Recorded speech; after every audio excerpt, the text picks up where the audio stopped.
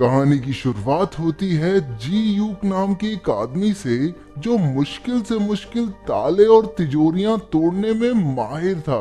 बेशकीमती चीजें चुरा कर उन्हें बेचना ही उसका काम था। वो अपना काम इतनी चालाकी से करता था कि अब तक 100 चोरियां करने के बाद भी वो पकड़ा नहीं गया। एक दिन अपने मिशन पर वो एक बिल्डिंग में घुसकर करोड़ों की कीमत वाला एक पत्थर चुराने की तैयारी कर रहा था। इस तिजोरी में कई मुश्किल ताले थे और इसे तोड़ना लगभग नामुमकिन था, लेकिन जी यूक भैया के लिए तो ये बाएं हाथ का खेल है। वो ताले तोड़कर पत्थर चुराने में कामयाब हो गया और सारे गार्ड्स को चकमा देकर बाहर भी निकल गया। लेकिन बाहर निकलते ही गलती से उससे वो बेशकीमती पत्थर टूट गया। बेचारे की सारी मेहनत मिट्टी में मिल गई थी, लेकिन उसने हार नहीं मानी और वैसा ही हूबहू डिजाइन बनाकर नया पत्थर तैयार कर लिया।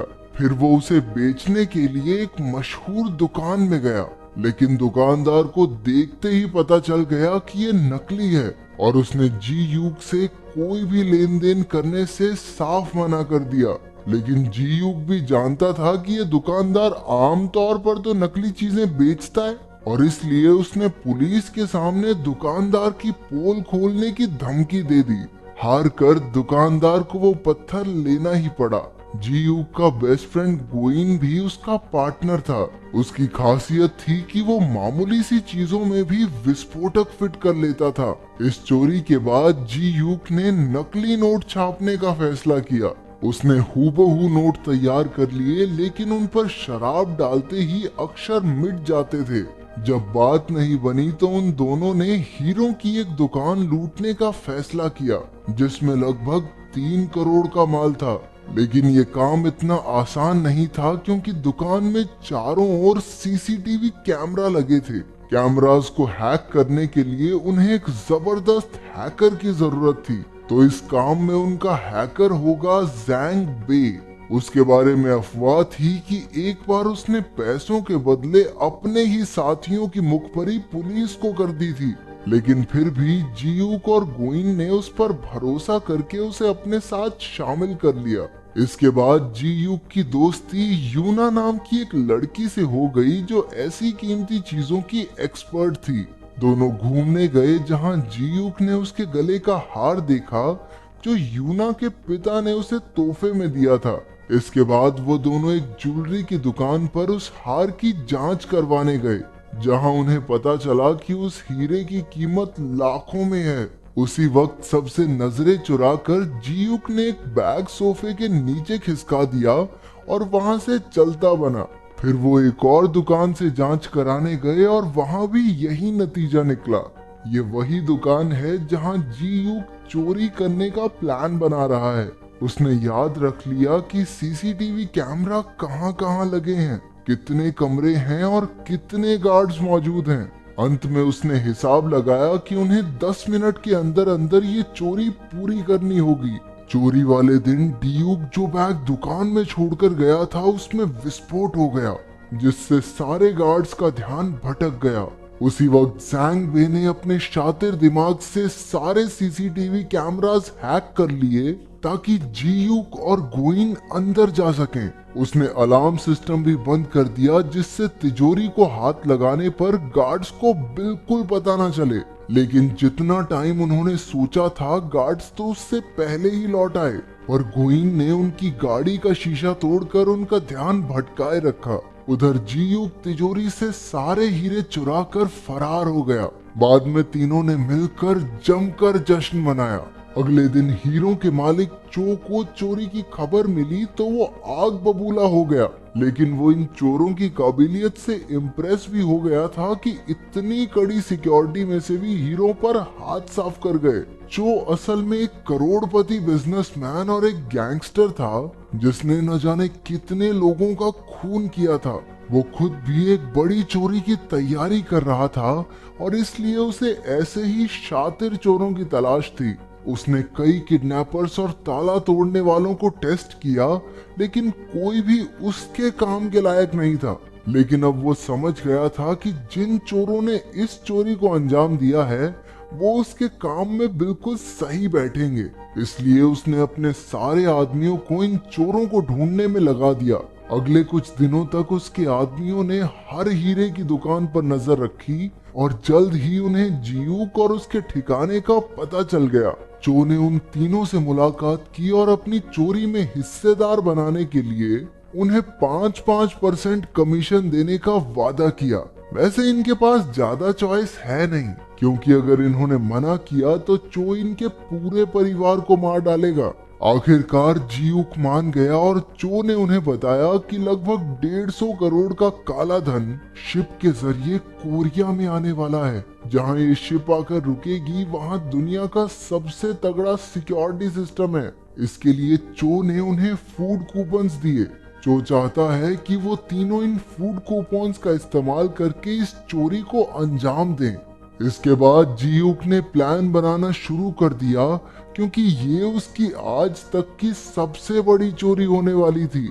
उधर चो ने ज़ैंग बे को अलग से बुलाकर उसे ज्यादा पैसे देने का वादा किया, ताकि वो जियूक और गोइन पर नजर रखे, क्योंकि आखिर कोई चोरों पर भरोसा करे तो करे कैसे। उधर पुलिस अभी भी हीरो के चोर को ढूंढ रही थी। उन्होंने सीसीटीवी फुटेज में देखा कि जियूक ने ही वो बैग दुकान में रखा था। वो उसका पता ढूंढकर जियूक के घर में घुस गए, जहां उन्होंने उसकी अगली चोरी का सारा प्लान देख लिया। यहाँ से पुलिस को एहसास हो गया कि वो चो से मिला हुआ है। चोरी से पिछले दिन जियूक और गोइन पोर्ट पर जाकर विस्फोटक और सिक्योरिटी सिस्टम को हैक करने के डिवाइसेस रखाए। अपने ठिकाने पर लौटकर जियूक ने गोइन से कहा कि वो चो को धोखा देके सारा पैसा खुद ही क्यों नहीं रख लेते। लेकिन ज़ैंग बे को उनके प्लान के बारे में पता चल गया और उसने चो को सारी खबर दे दी। चो को गुस्सा तो बहुत आया, लेकिन उसने जियूक से बाद में निपटने का फैसला किया, क्योंकि अभी उसे उसकी जरूरत है। इसके बाद जियूक ऊना से मिलने गया, लेकिन वो उसके यूं अचानक गायब हो जाने से बहुत नाराज थी। जब वो नहीं मानी तो जियूक ने बताया कि उसके पिता ही उसके गुरु थे। यूना का बाप मिस्टर ओ ही वो आदमी था जो जियूक को इस चोरी की दुनिया में लाया। एक समय पर वो चोरी चकारी छोड़कर एक आम जिंदगी जीना चाहता था, लेकिन उसी दिन उसके बिजनेस पार्टनर चो ने उसे मार डाला। यूना को उसकी किसी बात पर यकीन नहीं हुआ और वो वहां से चली गई। कुछ ही देर में चो के आदमी उसे किडनैप करके ले गए, ताकि जियूक उससे गद्दारी ना कर सके। फिर चोरी को अंजाम देने का दिन आ गया और सारे चोर पोर्ट में घुसने में कामयाब हो गए। उधर से चो ने विस्फोटक में धमाका कर दिया, जिससे सारे सिक्योरिटी गार्ड्स का ध्यान भटक गया। मौका देखकर ज़ैंग बे ने सिक्योरिटी सिस्टम हैक कर लिया और वहां के लोगों को लगा कि इस प्रॉब्लम को तो वो 40 मिनट में ठीक कर देंगे। अब जियूक और गोइन के पास काफी टाइम था। वो तिजोरी के पास गए और जियूक ने अपनी काबिलियत से ताला खोल लिया। अब उनके सामने पैसों का ढेर लगा हुआ था। बिना समय गवाए उन्होंने अपने ट्रक में पैसे भरने शुरू कर दिए और बदले में चो के दिए फूड कूपन्स रख दिए। धमाके की खबर सुनते ही पुलिस वहां आ पहुंची और उन्होंने पोर्ट को चारों ओर से घेर लिया, जिस वजह से जियूक अपने साथियों के साथ बाहर नहीं निकल पाया। उधर चो ने आकर जियूक पर बंदूक तान दी, क्योंकि उसे जियूक की गद्दारी का पता चल गया था। चो ने यूना का हार दिखाकर कहा कि वो उसके कब्जे में है। उसकी जान बचाने के लिए जियूक ने अपने आप को पुलिस के हवाले कर दिया, लेकिन पकड़े जाने से पहले ही वो पानी में कूद गया और पीछे से पुलिस वाले उस पर गोलियां दागने लगे। उनमें से एक गोली उसे लग भी गई। उसके हाथ में जो बॉम्ब था वो भी फट गया, यानी कि ये साफ था कि वो मर चुका है। जब गोइन को इसका पता चला तो वो अपने दोस्त को खोकर बहुत दुखी हुआ, लेकिन ज़ैंग बे खुश था, क्योंकि अब उसे जियूक के हिस्से के पैसे भी मिल जाएंगे। तभी उन दोनों में बहस छिड़ गई और ज़ैंग बे ने चाकू से गोइन का खून कर दिया। आखिरकार पैसों से भरा ट्रक चो के यहाँ पहुंचा, लेकिन उसके अंदर सिर्फ फूड कूपन्स भरे देखकर उनके पैरों तले जमीन खिसक गई। उसे कुछ समझ नहीं आ रहा था कि तभी जियूक का कॉल आया, जो एकदम ठीक था। अब सारे पत्ते खुलने लगते हैं कि असल में शुरुआत से जो जो हुआ वो सब जियूक के प्लान का ही एक हिस्सा था। जियूक चो से मिस्टर ओ की मौत का बदला लेना चाहता था।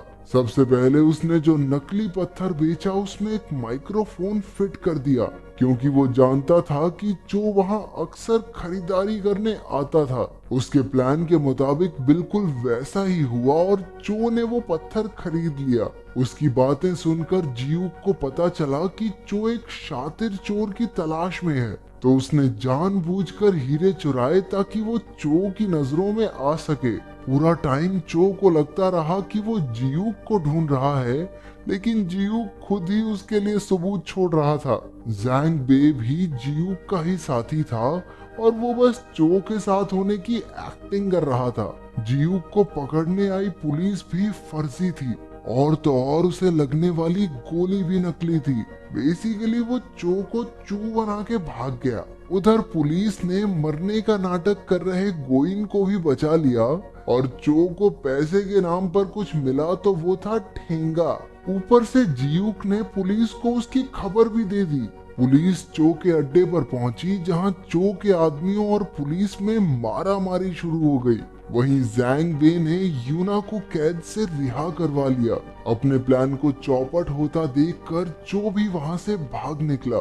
जियूक के आदमी फूड कूपन से भरा ट्रक भी ले गए, हालांकि उसकी कोई खास कीमत नहीं थी। लेकिन फिर हमें पता चला कि ये कूपन असल में वही पैसे हैं जो उन्होंने चुराए थे। जब वो ट्रक में पैसे भर रहे थे तो उन्होंने जियूक की नकली नोट बनाने वाली मशीन से उन्हें फूड कूपन्स बनाकर प्रिंट कर लिया।